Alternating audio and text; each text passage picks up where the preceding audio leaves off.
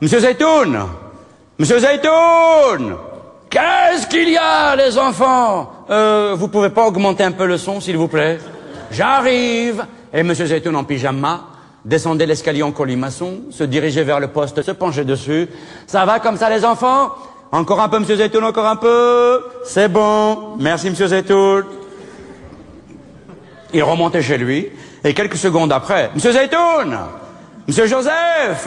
Qu'est-ce qu'il y a? L'image. Elle est brouillée. D'accord, je vais arranger ça, les enfants. Je monte à la terrasse.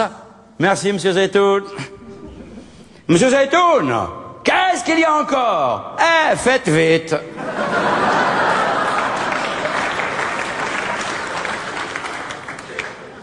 Une fois là-haut, Monsieur Zeytoun tournait l'antenne dans tous les sens. Ça va comme ça, les enfants? Un peu à droite, Monsieur Zeytoun, un peu à droite. Comme ça? Qu'est-ce que vous voyez sur l'écran, les enfants? Il y a du couscous, Monsieur Zeytoun. Et là, maintenant, qu'est-ce que vous voyez? Il y a des traits, Monsieur Zeytoun. Et comment ils sont, les traits, monsieur, les enfants? Ils sont obliques ou horizontaux? Quoi? Eh, on n'est pas à l'école, hein? Et ils sont comme ci ou comme ça? Ils sont comme ça. Et là, maintenant, à droite, Monsieur Zeytoun, à gauche. Bougez plus, Monsieur Zeytoun. Ouais, yeah. Sylvana Mangano. Ouais, Monsieur Zeytoun. Non, non, surtout bougez pas.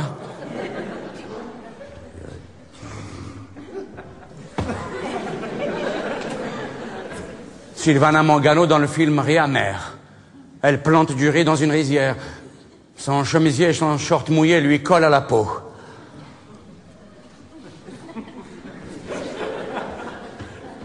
On a arraché tout le gazon. Des fois même, il y avait une taupe accrochée à la racine. Hein.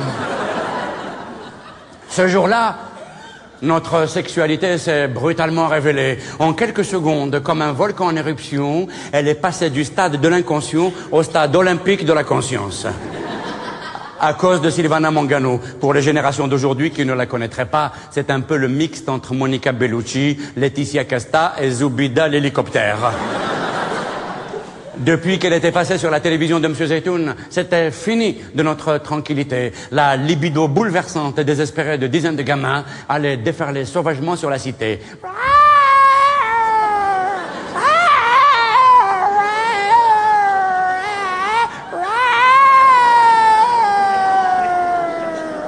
On miaulait dans toutes les entrées d'immeubles et sous les balcons.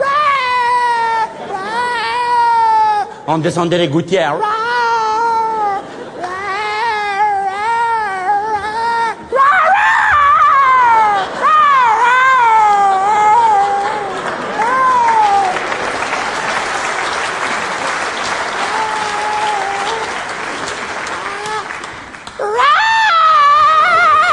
Merde, c'est ma sœur.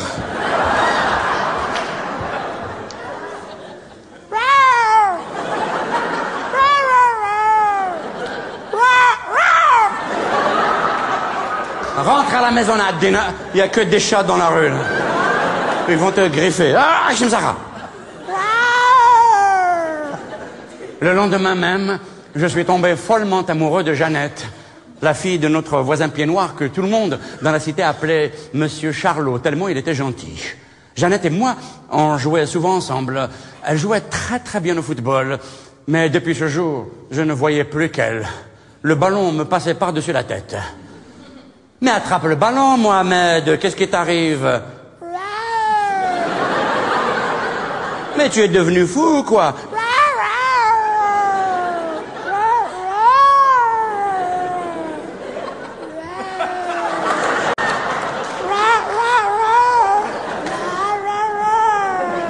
Et dès que les autres chats du quartier voulaient venir jouer avec nous,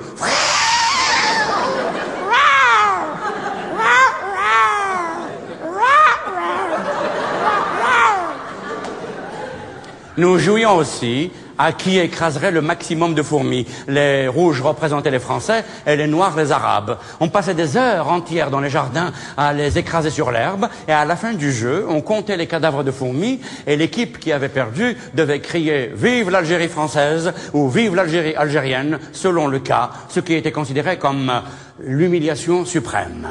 Un jour, j'ai sauvé une grande fourmi rouge du massacre, l'a mis dans une petite boîte et décidé de l'appeler Jeannette.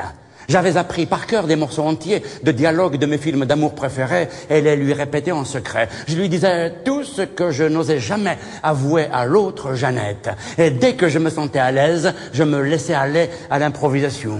Oh, Jeannette, ma petite fourmi rouge, je t'aime jusqu'au pluriel du singulier de l'adjectif qualificatif. Eh oui, c'était un mot que j'ai appris à l'école le matin, on l'a étudié, il fallait l'utiliser tout de suite, hein, sinon après ça s'en va, on l'oublie.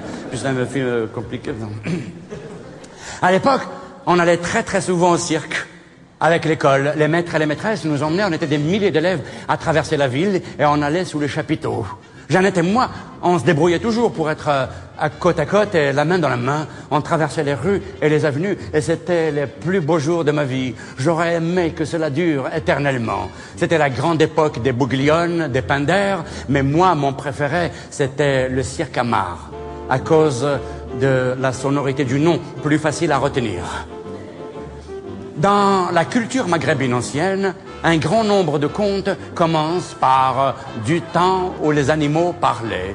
À force d'entendre cela, j'ai pensé à un moment donné qu'il y avait une époque pendant laquelle les animaux parlaient, bavardaient, philosophaient. Dès que le cirque était en ville, j'adorais aller traîner du côté de la ménagerie. Un après-midi, un chameau s'était tourné vers moi et me dit... Comment t'appelles-tu, petit? Je m'appelle Mohamed. Et vous? Moi, mon nom, c'est Miloud. Alors, vous parlez vraiment? Bien évidemment que je parle, mon garçon. Tu ne me reconnais pas? Non. Je suis désolé, vous les chameaux, vous vous ressemblez tellement. Je suis un dromadaire, mon garçon, pas un chameau.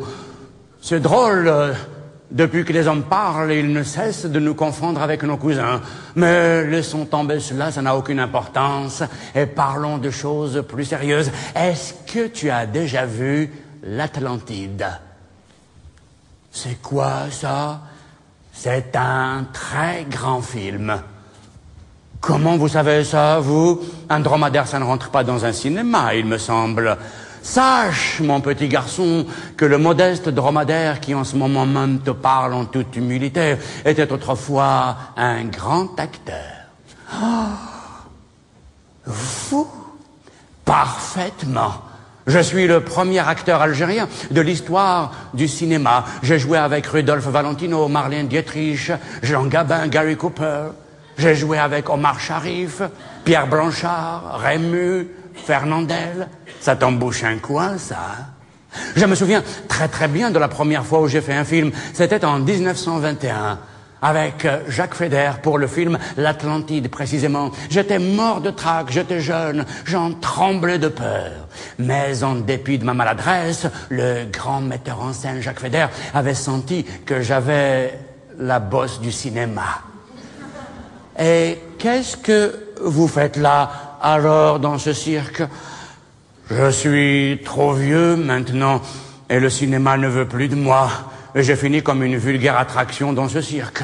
Au début, on m'exploitait énormément, mais maintenant, on m'embête plus. Un petit tour de piste, la parade en ville, quelques sourires, et l'affaire est dans le sac. Comme dirait mon ami, le crocodile zaïrois. Excuse-moi le jeu de mots, c'est un private joke. Un quoi?